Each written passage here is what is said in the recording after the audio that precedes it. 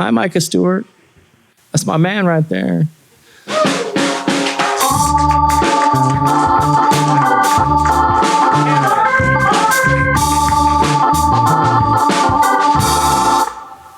What's going on, y'all?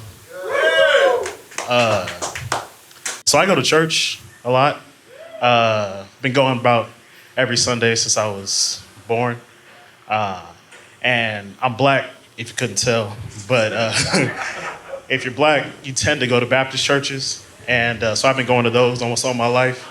And, I'm 23 now, so I decided to go ahead and move on from all that kind of stuff. And decided to start trying out some white churches, you know what I mean? See if I couldn't improve the demographic a little bit, find somebody to date. There's no young people at black churches. They're all 40. So I decided to start going to some white churches. I actually went to a church over here off of 1604.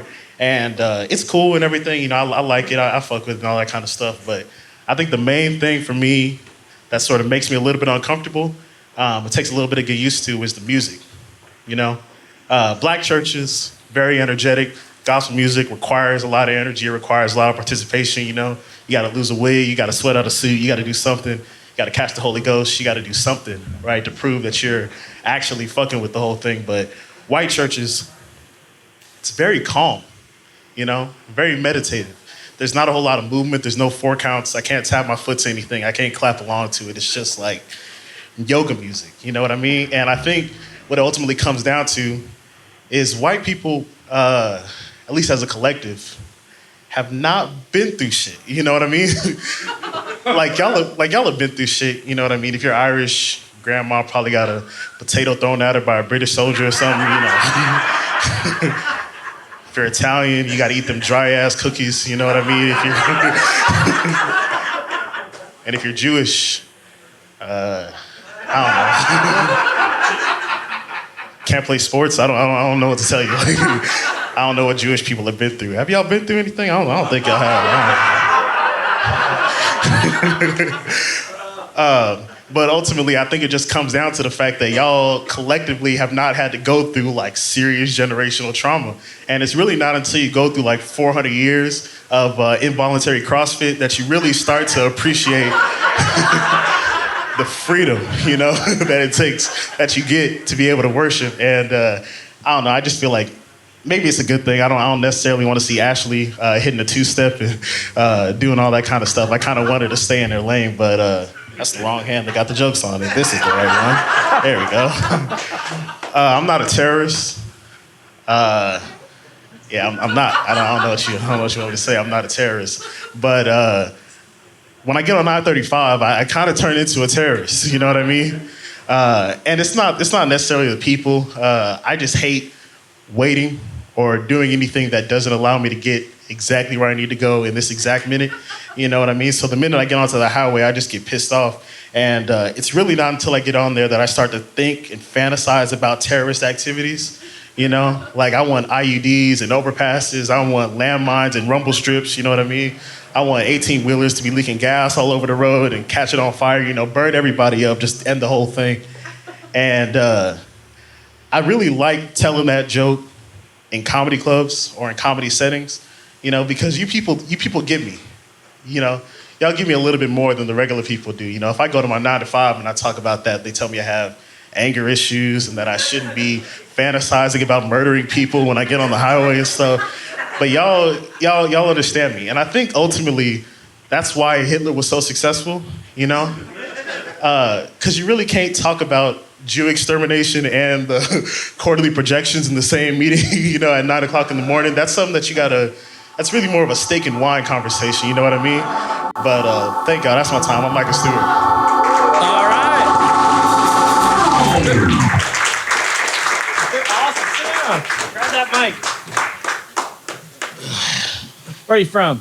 Born and raised San Antonio, Texas. That's right. Where'd you go to high school? I went to two different ones. I went to Brennan High School for 2 years, and then Harlan High School opened up, and I was part of that first graduating class over there. All right. So what do you do in the daytime? I work at the San Antonio Food Bank. Okay. Hell yeah. What is the director's name there again? Well, the CEO is Eric Cooper. He's got sleeves? He wears sleeves sometimes. No, he don't have tattoo sleeves.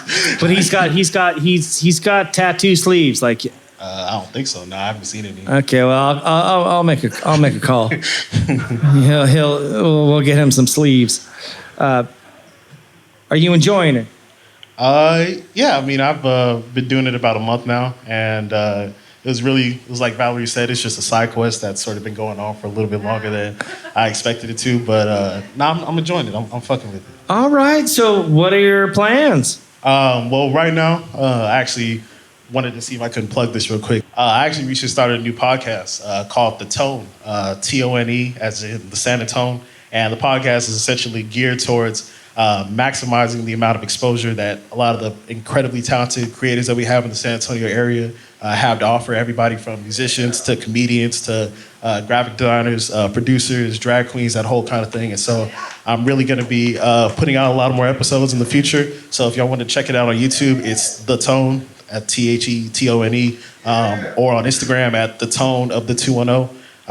And I don't. If you go on there now, you're not gonna see anything. But just give me like a week or so, and I got you. But yeah, appreciate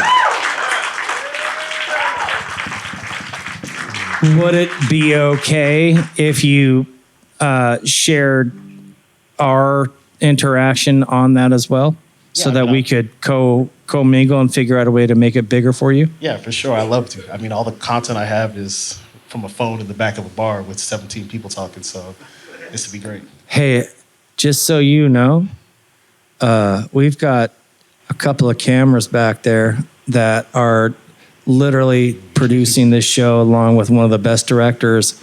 In my opinion, his name is Matthew Chase.